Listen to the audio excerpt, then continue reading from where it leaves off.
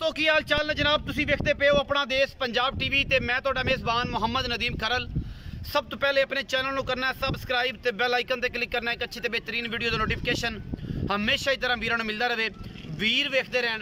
अज जनाब एक बड़ा खूबसूरत और नायाब तोहफा लैके हाजिर हुए हैं और जनाब इंशाल्लाह तुहानू पसंद आएगा।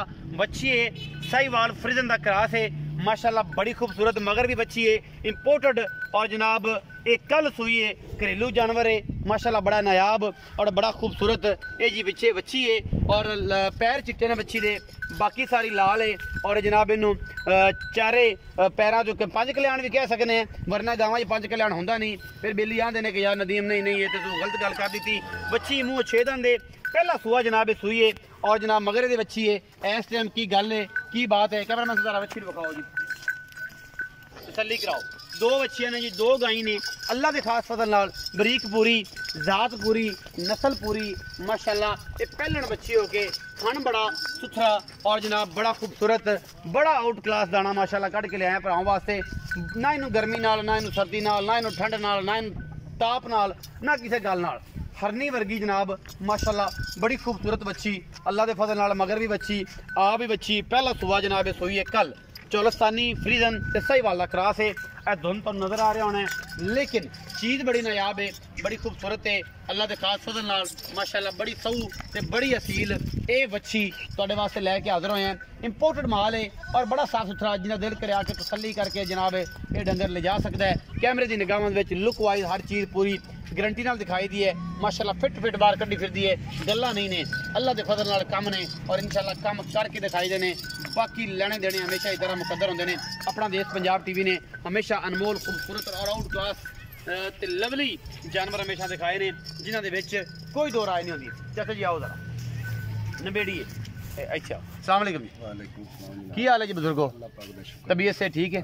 थोड़ा उच्चा बोलिया जी। अल्लाह पाक दा शुक्र जनाब। की ना जी प्यारा जी? मोहम्मद असलम जनाब। मोहम्मद असलम। चाचा असलम ये दस के गांव विखाई किनवा सुआ? ये जी पहला सुआ है, मुंह च चौकी छिकी होन होई। चौकी छिगी होन होई, मगर भी बच्ची जो कल 12 बजे सुई जे। कल 12 बजे सुई है। चाचा असलम इस टाइम बोले दी की रूटीन चल रही है? इस टाइम जनाब हुण तुसीं चो नहीं लैनी, तसल्ली नहीं करनी। फिलहाल तो इस चोंदे पे राती चोई 14 किलो है, सवेरे चोई 10 किलो चोता, बाकी हाले बच्ची दी जाई आई कम।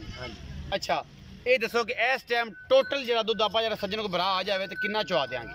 15 किलो गारंटी नाल बच्ची नूं रजा के तसल्ली नाल चुआ देंगे दोवां टाइम। दो कोई भरा अपने नाल गलबात मैं 8 दिन चो बच्ची दुध कितना कर जाएगी? कोई बच्ची दुध मैं जनाब इंशाल्लाह ज्यादा लंबी चौड़ी की गल नहीं करदा, जिदन बच्ची मैला सड़ जाए दुध 35-36 किलो ना की नहीं है, बड़ी बड़ी लंबी कर दी, बहुत लंबी कर दी जनाब। हाईवे एक्सप्रेस पे खड़े हैं घर दी गावां ने। असलम मैं तेरी मन्ना सारियां को थोड़ा जा घटा ऐना कर 20 तो 24 किलो 20 किलो तो मैं मन्ना ना 20-22 किलो का आराम ना करे। पाए दी मां मन दुध कर दी सोनिया। चलो मान ली तेरी गल, असि इना ने साडी गारंटी इंशाल्लाह जी। मैं सुट के 20 तो 22 लीटर अल्लाह दे फजल मोहब्बत प्यार वाला मुल कर। छोटा जा मुल करिए कि ज्यादा लंबियां चोड़ ते जिन्नियां लंबियां करनियां ने व्यापारियां ना कर ले, साडे नाल प्यार ही करना बोली जिन्हें 3.5 लाख ना यार ऐना को प्यार कर। प्यार में दो मावा तियां ने, पहलन बच्ची मगर भी बच्ची है इंशाल्लाह। अल्लाह दे गुना जेड़ा ले जाएगा याद करेगा इंशाल्लाह यार को प्यार कर। चाचा असलम सो फिर हुक्म तोड़ा ही प्यार होना। असि मैं हुन की करना, मैं कोड़ा तेरे नाल जनाब को सौदेबाजी कर रहा